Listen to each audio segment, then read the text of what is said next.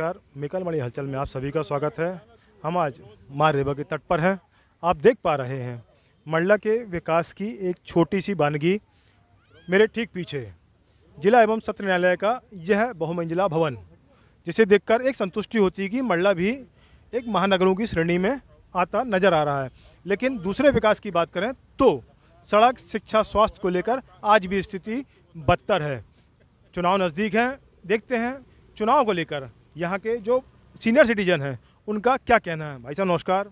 नमस्कार सर, मैं डॉक्टर मूलचंद साहू बोल रहा हूँ और मेरा जहाँ तक में मत है कि अभी चुनाव प्रक्रिया चालू है और चुनाव के अंतर्गत भारतीय जनता पार्टी के द्वारा जो सराहनीय कार्य अभी तक किया गया जब से है और लगातार अभी करते चले आ रहे हैं, तो मैं उससे सहमत हूँ।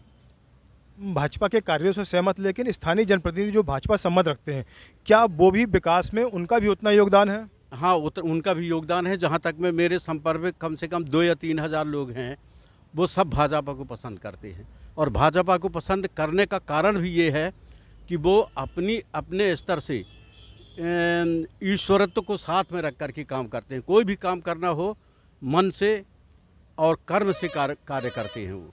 आप स्वास्थ्य विभाग में पहले रहे हैं, देखा जाए तो स्वास्थ्य की स्थिति मंडला में स्वास्थ्य सुविधाओं की क्या बेहतर मानते हैं आप? हाँ, ये बात सही है कि पहले डॉक्टर अच्छे विशेषज्ञ आते थे, वैसे विशेषज्ञ डॉक्टर अभी वर्तमान समय में नहीं है। फिर भी अन्य ज़िलों की तुलना में मंडला जिला is better than other district.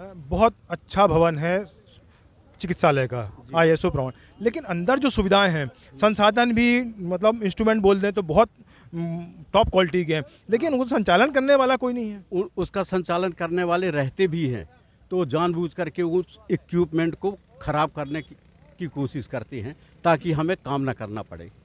अन्यथा यदि ये इंस्ट्रूमेंट्स प्राइवेट संस्था में होता तो उसका तरीके से सुसज्जित करते और जहाँ भी खराबी होती तत्काल उसका रिपेयर करते। लेकिन शासकीय और अशासकीय दोनों जगह में यही अंतर है। क्या कारण है, क्यों ऐसा किया जाता है? ऐसा ये शासकीय जितने भी हर विभाग की आप पाएंगे तो यही पाएंगे, प्राइवेट और सरकारी में यही अंतर है। तो इससे लाभ किसको होता है? लाभ तो वो संबंधित जो कर्मचारी है वो बैठ के आराम से तनख्वाहों से मतलब है उसको, और काम धाम से मतलब नहीं है। जो वास्तव में ऐसे सब नहीं है, लेकिन कम से कम नहीं तो 75% लोग तो ऐसे ही मान के चले। तो जो सरकार के प्रतिनिधि हैं उनको इस पर लगाम लगानी चाहिए। बिल्कुल लगाम लगानी चाहिए, उनके ऊपर कठोर कार्यवाही करना चाहिए। जैसे हम किसी को कोई काम दे दिए, जैसे ECG की मशीन दे दिए, ECG का उपकरण सही तरीके से रखना चाहिए।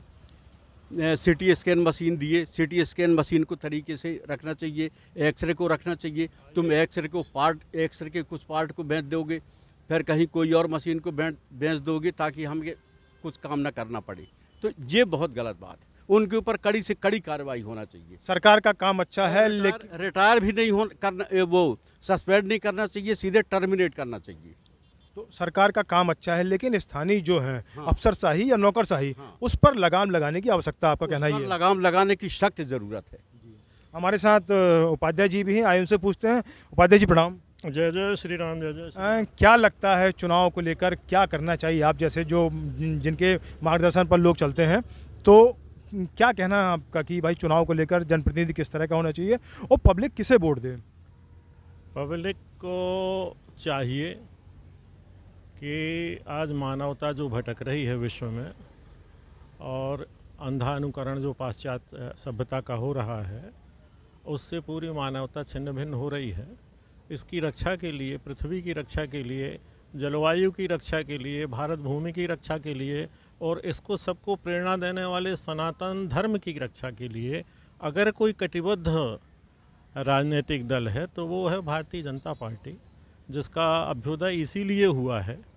स्थानीय स्तर पे लोग आए, प्रांत में आए, तो मोदी नहीं हो सकते, सब एक सा काम नहीं कर सकते, तो कहीं न्यूनाधिक जो हैं उनको समाज प्रेरणा दे और सिर्फ वोट देने के बाद अपना दायित्व तो पूरा ना समझे कि हम 17 तारीख को जाके मतदान कर दिए तो हमारा काम ख़त्म हो गया।